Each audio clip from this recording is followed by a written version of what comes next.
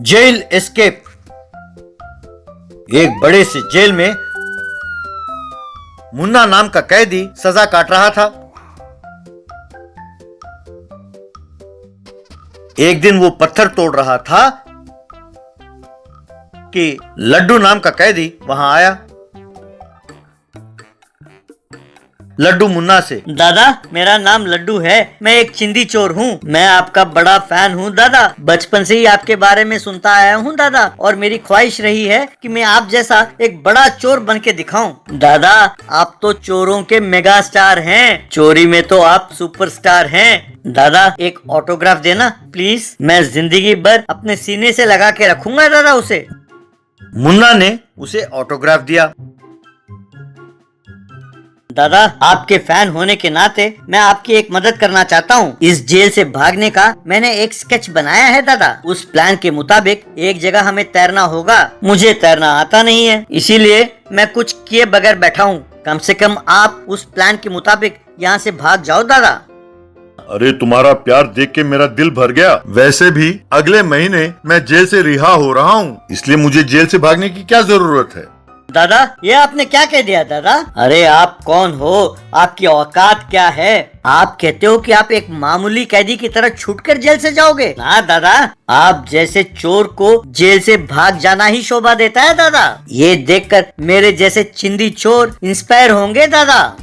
अरे ये बात नहीं है भैया, अब तुम मुझे तंग ना करो। मुझे बाहर कोई जरूरी काम भी नहीं है अभी, तुम मुझे छोड़ दो। क्या कह रहे हो दादा, बाहर कोई काम नहीं है आपके लिए? आप यदि बाहर रहे तो एक महीने में कितने सारी चोरियां कर लेंगे, कितने सारे पैसे बनाएंगे दादा? जरा सोचिए, बाहर आपकी राह देख रहे हैं आपके सारे चेले। जरा सोच समझकर फैसला कीजिए दादा। ये लीजिए प्लान। मैं भगवान से प्रार्थना करता हूँ कि कल आप मुझे यहाँ ना दिखाई दें। कहकर मुन्ना के पैर छूकर वहां से चला गया।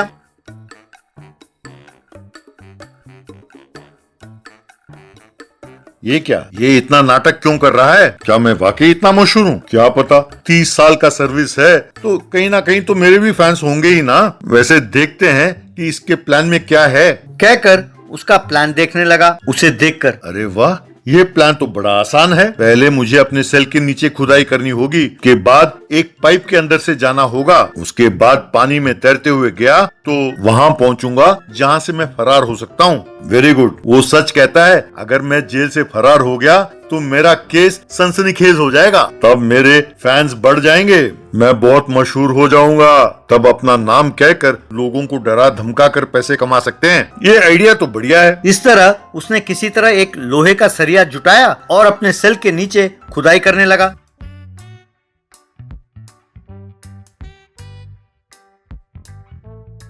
वो एक बहुत बड़े गड्ढे में बदल गया। वो उसमें उतरकर अंदर गया।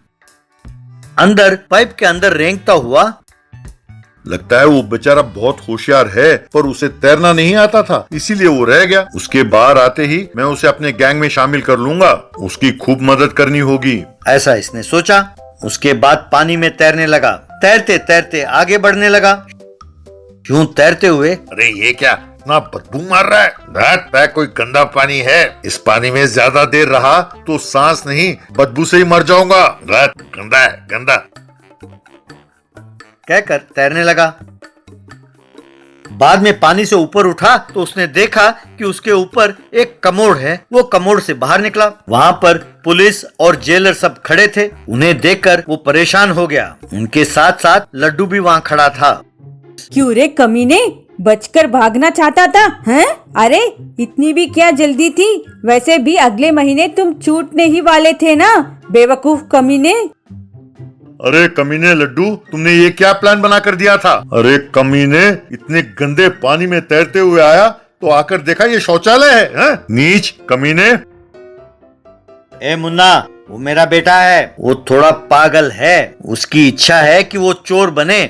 उसकी इच्छा ये भी है कि वो चोरी करे, पकड़े जाए और उसे जेल में बैठा दें। इसीलिए हमेशा कैदियों के कपड़े पहन के घूमता रहता है और हर एक कैदी को वो प्लान देता रहता है और वे सब आकर क्यों पकड़े जाते हैं। उसने कल ही मुझे बताया था कि उसने तुम्हें ये प्लान दिया है, इसीलिए हम सब तुम्हारे स्वागत के लिए यहाँ तैयार खड़े थे। अरे मुन्ना, अब इस हरकत से तुम्हारी सजा 2 साल और बढ़ा दी गई है। All the best. बस ये सुनकर मुन्ना गश खाकर गिर गया। देसी mom versus modern mom. Gurgaon नाम के गांव में गुरप्रीत नाम का व्यक्ति रहता था।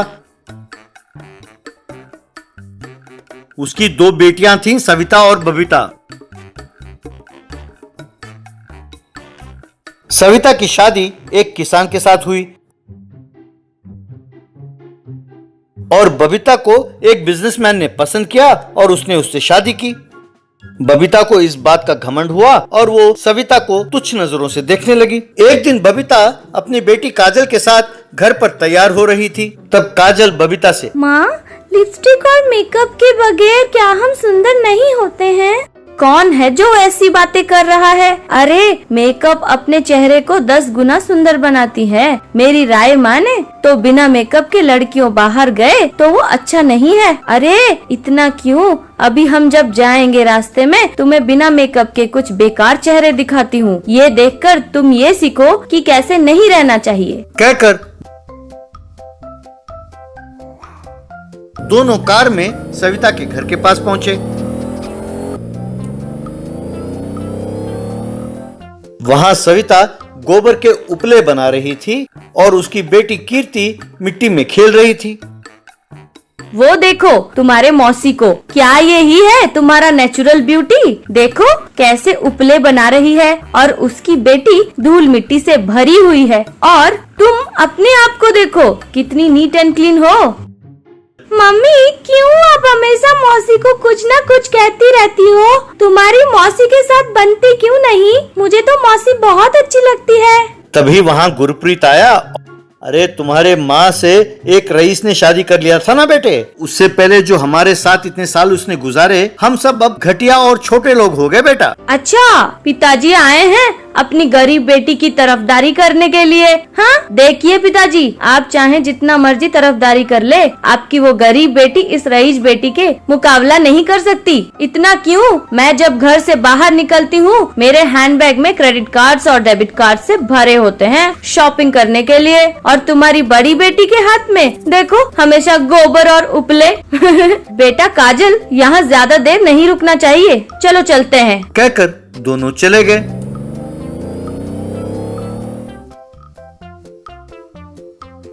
बाद में बबीता ने खूब शॉपिंग किया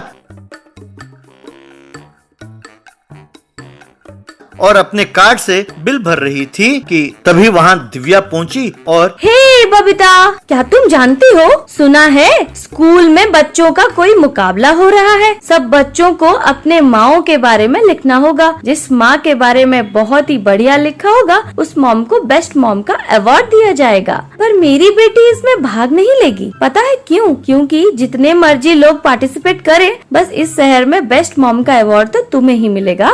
तुम समझदार हो, सब पता है तुम्हें। हाँ तुमने सही कहा है। हाँ हाँ जाओ जाओ, तुम शॉपिंग करो, तुम्हारे पैसे भी मैं भर दूंगी। थैंक्स बबीता, मैं जानती हूँ तुम बहुत अच्छी हो, बस तुम्हारी बहन नहीं जानती तुम्हारे बारे में। जानती हो तुम्हारी बहन की बेटी है ना कीर्ति, उसने भी अपने नाम दर्ज कराया है बेस्ट मॉम की कंपटीशन के लिए।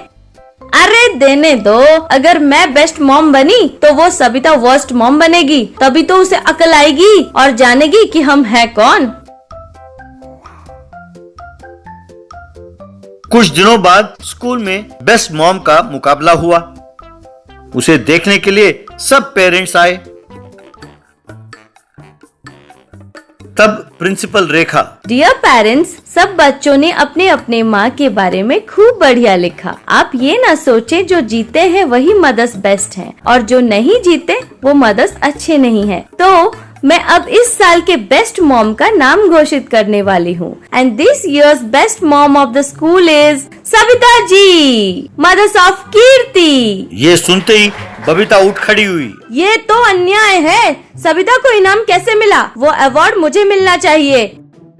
देखिए मैडम, अगर आप ये जानेंगे कि सविता जी को ये इनाम क्यों मिल रहा है तो आप दंग रह जाएंगी। जानते हो क्या, आपकी बेटी काजल, हाँ, आपकी बेटी काजल ने भी आपके बारे में नहीं, अपने मौसी के बारे में लिखा है। पता है उसने क्या लिखा है? उसने लिखा है, मेरी माँ ने कभी मेरा ख्याल नहीं रखा, वो हमेशा shopping, credit cards, debit cards के चक्कर में ही घूमती रही। पर मेरी मौसी सविता जी ऐसी नहीं है, उनके लिए तो दुनिया भर सिर्फ कीर्ति ही है और वो कीर्ति का बहुत ख्याल रखती हैं। मेरी मौसी बहुत सहनशील है। मेरी मम्मी ने मेरे मौसी का बहुत अपमान किया पर मेरी मौसी ने कभी कोई शिकायत नहीं की। कई बार मैं सोचती हूँ कि मैं मौसी के घर क्यों नहीं पैदा हुई, इसलिए मेरे नजरों में बेस्ट मॉम मेरी मौसी जी सविता है। ये सुनकर लोगों ने ताली बजाई। तब बबीता से काजल, सॉरी मम्मी, मैं नहीं जानती थी कि टीचर यूँ सबके सामने वो लेटर पढ़ेंगी। अगर पता होता तो तुम्हारा ही नाम लिखती मैं। मुझे कुछ न कहो मम्मी। नहीं बेटे, माफी तो मुझे तुमसे और तुम्हारी मौसी जी से मांगनी होगी। इतने दिन में ये समझती रही कि पैसे हो तो सब कुछ मिल जाता है, पर आज मैं जान गई हूँ कि प्यार को खरीदा नहीं जा सकता। सबने ताली बजाई। प्रिंसिपल ने सविता को बेस्ट मॉम का अवार्ड दिया। उस दिन से सविता, कीर्ति, बबीता, काजल और गुरप्रीत सब मिलजुल कर खुशी खुशी रहने लगे।